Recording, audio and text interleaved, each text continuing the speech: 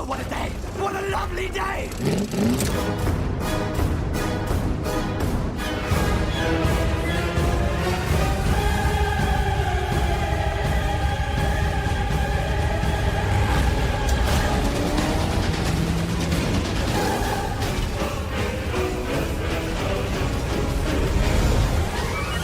Welcome to the Mad Max Minute Podcast, the daily podcast where we break down Mad Max 1 minute at a time. I'm Rick. And I'm Julia. And today we're talking about minute 24, which begins with the toe cutter sending everyone away, and it ends with Mudgut spraying milkshake into someone's face. So today we wrap up the epic line that we talked about last time. We were so enamored with what a wonderful philosophy you have, and it got cut in half. So we spent a ton of time talking about it yesterday, and we get to talk about it again today. Yes. And it continues on to be wonderful. And Toe Cutter saying, take him away. Yeah. You know, it's funny because in talking so much about this line, I forgot that it flows right into take him away. So he said, oh, what a wonderful philosophy you have. And he doesn't even do like a full beat. It's like a half a beat. No, it's like the same sentence. Same sentence. Same breath. Take him away. Yes. I gotta wonder if Toe Cutter ever hears that phrase a lot from his gang members. You know, the Whatever phrase, you say. whatever you say. Because I feel like if he's giving out orders, either they're not giving him a verbal affirmation, maybe it might be a more guttural one. Like we see later on, is it this? It's this minute where we have two examples of him giving orders without saying a word. Yeah. And it's tomorrow that we're going to see that when he calls them and rallies them, they don't so much answer. They just kind of hoop and holler. They're very, very feral about it. A lot of the communication in this minute and in the next at least 2 minutes is nonverbal. Right. Little noises. Little puffs of air. Yes. Things like that. I think that the Toe Cutter gang kind of follows the same line as the movie in general, where there's not a ton of dialogue in this movie. Right. There's not a ton of dialogue in and amongst Toe Cutter's gang. Mm-hmm. So he probably doesn't have people day in and day out saying flowery things like whatever you say. No. And so the fact that the station master is being so formal with him, it's a novelty. I think so. That he doesn't usually encounter, which makes a lot of sense given the guys that he runs with. Mm-hmm. So speaking of the guys that he runs with, he says take them away, and then Johnny puts a hand on the station master. Kind of rough. Oh yeah, way more rough than he really needs to be. And with someone who's being so compliant. Yeah, I think it speaks volumes about Johnny and how rabid he is about appearing tough.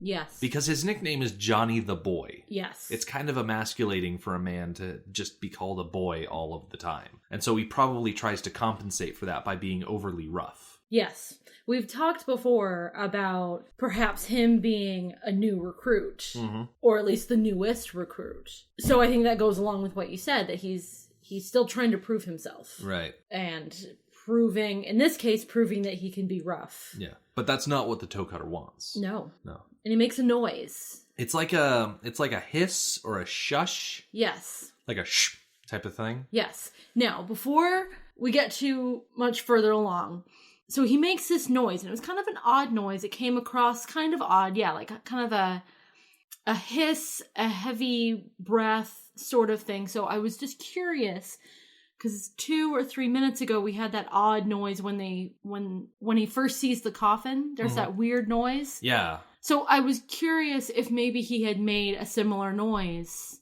So I went back and listened to it. Nothing alike. Yeah, I don't think absolutely nothing alike. So I was curious, checked it out. It's completely unfounded. Okay.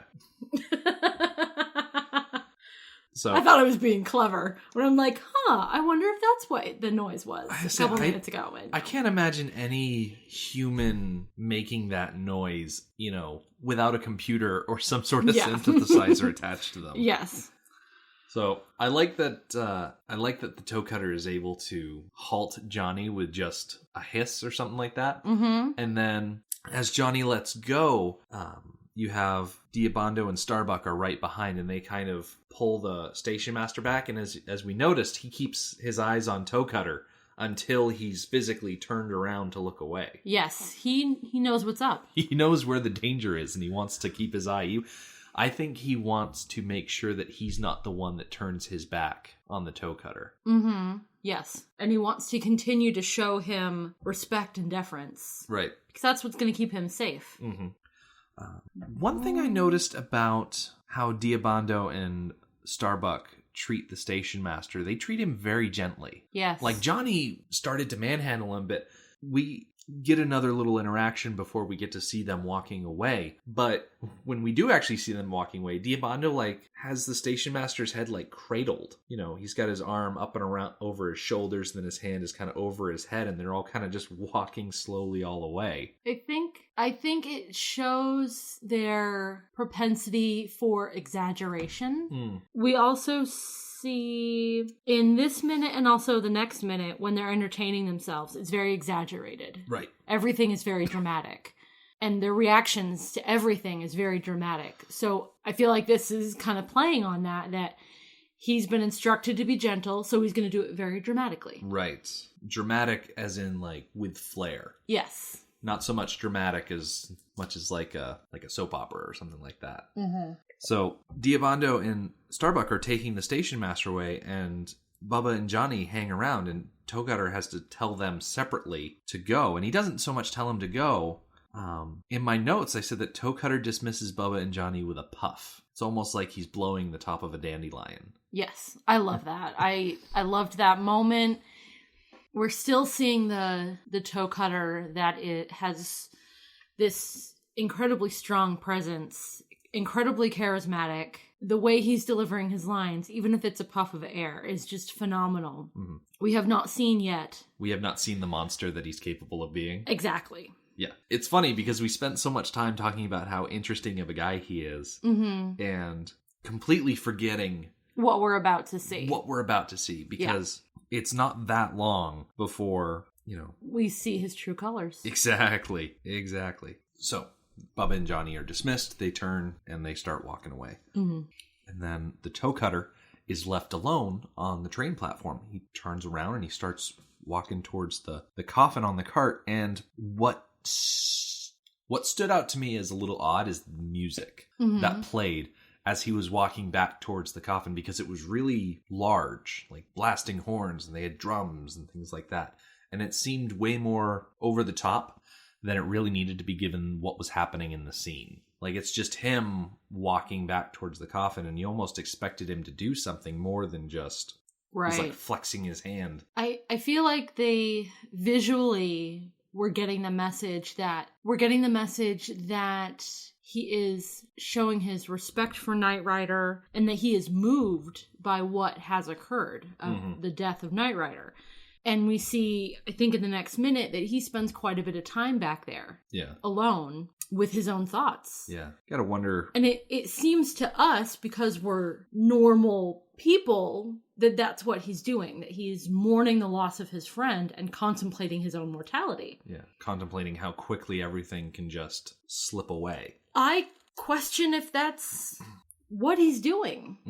The music wouldn't lead us to believe that. Yeah. And the actions that we see going forward would also not lead us to believe that that's what he's doing, that he's mourning the loss and contemplating his own mortality. So I'm not sure what he was doing back there. Yeah. Maybe he was purposely giving the boys out on the main street time to blow off steam, as we see them do, without Toe Cutter, watching over them. We don't see, at least in this scene, we don't see all of the group as a whole, all their shenanigans occurring while Toe Cutter is there. Once he returns to the scene in the next 2 minutes or so, it's all done.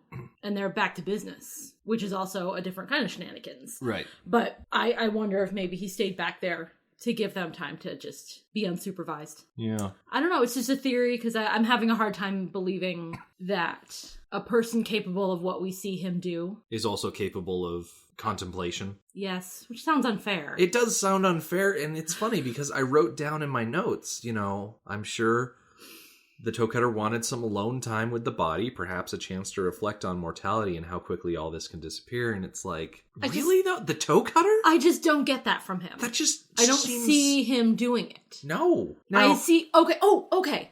So, I mentioned sometime in the last few minutes how every move that we had seen Toe Cutter do was a power move. Right. Every little tiny thing, and that's true up to this point as well, is a power move from Toe Cutter. Yeah. So I have no reason to believe that him hanging out in the back while letting everybody else hang out on the main street was not also a power move. His control over the main gang is all about cult of personality. Yes. And in order to maintain a cult of personality, He he needs- needs to remain apart. Like, Yes. remain not necessarily part of the main body, I but see above where them you're in going. some way. Yes. He needs to develop and maintain a mythos. Yes. So he's in the back being all serious while they're in the front having a good time. He's giving them an opportunity to blow off steam, but also if they start talking, oh, why are we hanging around for? We're hanging around because Toe Cutter is off doing something, and it gives them a chance to speculate about what he's doing and build up, like I said, a mythos, an idea of what he's like, and he can kind of use that mythic status in their eyes Yes. to help sway them one way or another. That's my favorite theory so far. Yeah. It seems the most accurate, the most aligned with his character that we've learned about so far. Because in all actuality, what he's probably doing on that train platform is contemplating, okay, I've lost an associate. He was the Knight Rider. I need a new Knight Rider. Mm-hmm. And he's probably just going over business in his head. But Yes. the gang members don't need to worry about that because they don't need to be concerned with the nuts and bolts of running drugs and gas and all that other stuff. You know, they just Okay. need to stay loyal. I like that we solved that mystery. Or at least solved it to the point that we're satisfied with the theory. Yes, Yeah. absolutely. So we have so much time to speculate because we get that fade to black and then it comes back to the center of town. Mm-hmm. And it's an indiscriminate amount of time has passed. We know that enough time has passed that the gang is now bored and they're doing things like donuts and burnouts and things like that. Yes. And the station master is back over by his garage, just kind of sitting there watching it all. Yeah. I got the sense from the few times that the camera went to him, rather stoic look on his face, he seemed to be looking on in comfort, knowing that he had already passed his test. Yeah. And that he was safe. As long as he didn't do anything stupid, he was safe. And yeah, I got that sense from him. Yeah. I'm not sure if I read it the same way, his expression being one of assuredness of his own safety. I feel like the expression that he was using was more of not nervous worry, but still knowing that something else could happen. The gang had in their company Grinner and Gumchewer. Yep. Okay. And then there's still the couple, which you can see behind him, peeking around the side of the same building. So there are still people who are in danger, who haven't passed their test yet. So, as I mentioned last Friday, the guy who's actually doing the donut and does eventually the burnout and the wheelie, Yes. he is one of the vigilantes, one of the motorcycle gang that was brought in because probably had a lot of experience doing just that off of the camera. You know what I mean? Yes. There's also a dog in this scene. The little doggy. I find it interesting. Like, I noticed the dog. Yeah. I just didn't note the dog. And considering what we are about to learn about the gang, I'm surprised they didn't kill the dog. Okay, we don't see a single bad thing happen to that dog. No, we don't. And it's interesting because... And the dog was being annoying. He was like getting under the feet of the person trying to do a trick. Well, what's interesting is that no one pays the dog any mind. It's like attention. the dog isn't supposed to be there. So I kind of feel like that this is just a dog that was in the town and came to bark at the motorcycle. And all of the actors, you know, they were told that a dog was not going to be in this scene. So they just ignored the So dog. they just ignored the dog. You know, And they I kept it in believe there. that. I absolutely believe that. Yeah. Yeah. But yeah, nothing bad happens to the dog in this movie. Well, thank goodness for that. Yeah. But you mentioned Gumchewer and Grinner there. They're getting pulled around by Mudguts. Mm-hmm. And I think he's got his arm around Gumchewer in such a way, and he's got his arm around Grinner, and they're not in like total headlocks, but it's getting there. It's not a gentle hold that they're in. No. Yeah. Also in this wide shot, we can see the pink elephant. I missed the pink elephant. I was paying very close attention to I- every single scene, looking for that pink elephant. I actually forgot about the pink elephant. You were all about that pink elephant when it first showed up, though. I was. It was just too long between when I prepped that episode versus when I prepped this episode. I completely forgot. So in this wide shot, as I've mentioned, it feels like a million times before this. We get the guy on the motorcycle and he takes off. And then in like the last 10 seconds of this minute, like absolute last thing, Mudguts leans over and I guess Gum Chewer has like a milkshake. Did you think it was a milkshake? It seemed a little thick to be anything else. Yes, because when he spits it onto Grinner's face, it looks like a milkshake. Yeah, he like gets big old strawful and then he like pulls the straw out of the cup in his mouth and he just turns and he just shoots it right at Grinner's face. Okay, which is really gross. Yeah. I mean, milkshakes are gross enough without being mixed with spit. Yeah. It's really gross. Yeah. But Grinner is such an idiot. Like, I mean, I don't know how I would react if that happened to me, but he just completely flips out. Oh, yeah. He panics. He panics. That's, yeah. I think it's safe to say that Gum Chewer, Grinner, and pretty much everybody in that town is already on edge to begin with. Mm-hmm. And so they're trying to keep themselves out of trouble. And having this outside stimulus of a face full of milkshake blasted into, well, his face, probably just tipped Grinner into not being in control of what he's doing at that point. Yes. So and it only gets worse from there. Like, that's just the first thing that happens to him. And then it just kind of snowballs. Yeah. In this minute, we see who? You're better with who the people are. I don't know who you're talking about yet. Like, lick his face. Okay, so he gets the face full of milkshake, and then Diabando is the one on the other side of him. And my first thought was, oh, is he trying to lick the milkshake off his face? That's what I thought, that he was trying to lick the milkshake off. Thing is, none of the milkshake gets to the side of the face that Diabando is on. Which is a good point. So Grinner pulls away from Mudguts, and Diabando holds on to him. And my initial thought, he's trying to get the milkshake on, but he never goes for that other side of the face. And it's like, wait, is he trying to kiss him? Is that what's going on? And Grinner is there and he's struggling to get Diabando off him, and Mudguts and Kundalini turn around and they're like, oh. And the thought past my mind, is Diabando coded as a homosexual character? I don't think so.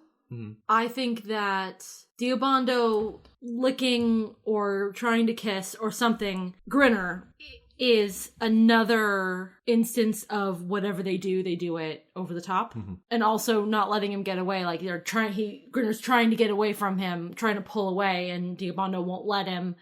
And then okay, not great with names. So it's Mudguts and Kundalini? Yes, thank you. Mudguts and Kundalini, like, poking fun and teasing, again, in an over-the-top way. Yeah. As I was thinking about the character of Diabando, whether he was supposed to be a straight character or a gay character, all the rest of the times that we see him in the movie, he's not acting Hollywood gay. He's not overly effeminate. He's not waifish. He's not any sort of... He's just one of the guys. Mm-hmm. And I thought it would be such a novel thing if Diabando was just a gay character, but he didn't act differently from everybody else because he's just a regular person. Right. He just happens to be gay. There's nothing that I was able to find in the on the Mad Max wiki or any other research that I was able to do that said yes or no. There's not a ton of information about these guys because, you know, the script is what it is, and this isn't Star Wars. There wasn't a million comic books written about every minute character. Mm-hmm. So there's no definitive yes or no regarding pretty much any of the gang members' individual sexuality. But I guess in my own internal headcanon, I can believe that he's a homosexual character, and that it's a good thing because he's not treated like your typical Hollywood homosexual character. He's not the sassy best friend. Right. He's the same as everybody else. He's not the fashion obsessed one. Right. It's just none of the he's Diabando. He's a member of the gang, and they accept him and keep him around and appreciate his fellowship just as much as anybody else. But then again, I'm looking at it through a lens of 2017 instead of 1979. So Okay. I'm not sure. I'm sure not everybody is running out to agree with me. I think there are probably people listening that are like, "Shut up, Rick! You're ruining it." But all of this thinking, it made me want to look up his actor. So, yes. Diabando was played by Tasmanian musician Howard Aynon. Aynon? Eynon. Aynon. I kind of sounds said right. Aynon. Yeah, it feels right. Sometimes you say things and it just feels right. Like Bisley. All right, I was wrong. I fully admit that I was wrong. But I don't know. I don't know how else to pronounce it. It's an EY and then an NON. Aynon. Aynon? Aynon? I don't know. Aynon. Okay, I don't know. we'll go with Aynon for the purposes of this episode, and I guarantee you I will be immediately proven wrong. Anyway, so he has a top 4 on IMDb. Of course, the first thing he's known for is Mad Max. He was also in The Man from Snowy River, which sounds familiar to me somehow. I never watched it because... You know what? Let me pull it up on IMDb real quick. Just to make sure it's the show that I'm thinking of. I probably watched it. It's from 1982. Yeah, I probably watched it. Man from Snowy River. There it is. Yeah, Kirk Douglas. And the woman with the jaw. Yeah, I don't know her name, but she's a very strong jaw. I remember that. Okay. It seems to me like the sort of thing that would have shown on, what was the movie time that Disney used to do on Sunday nights? I think it was like the Wonderful World of Disney. Yes. Yeah. It seems to me a movie that we probably saw on Wonderful World of Disney. Is it a Disney movie? No. Oh, okay. But that type of thing. Yes, but Turner that type of movie. thing. Yes. It was made in Australia. Oh, okay. It was directed by George Miller. Seriously? Seriously. Wow. I just happened to notice. I missed that on the first run through. Yeah, it was directed by George Miller. Go figure. Yeah. Well, that's cool. Yep. That's one thing I didn't know. Howard Aynon played Short Man in that movie. So if you watch it, look for all the short men. Look for all the short people, and one of them is going to be Howard Aynon. Okay. Number 3 best known movie is The Quest from 1986. He played a ranger. And then in 1980, this is the number 4 thing, he was in a mini-series called The Last Outlaw, which is, a Western. A lot of Westerns made in Australia, I've found, as I'm looking up cop dramas and Westerns. Yeah. 2 good things that Australia isn't good for. So I mentioned that he was a Tasmanian musician because in 1974 he released an album called So What If I'm Standing in Apricot Jam, which is... I love the name of that title. It's a bizarre name for an album. It sounds like the sort of name that would have been used like in the 90s when random names seem to be all the rage.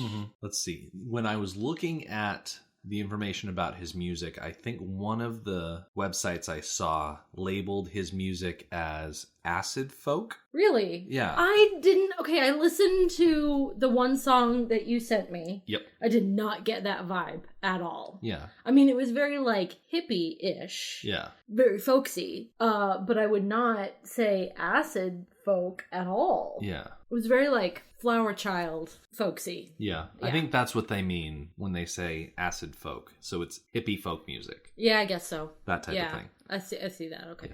So his first album was not a big seller. And so he kind of used that opportunity to transition from music into acting. And he did that for a long time. Cool fact about him, he was roommates with Jeffrey Rush for a while. Nice. Like The King's Speech, Pirates of the Caribbean, all those type movies, Jeffrey Rush, and they were like roommates. Nice.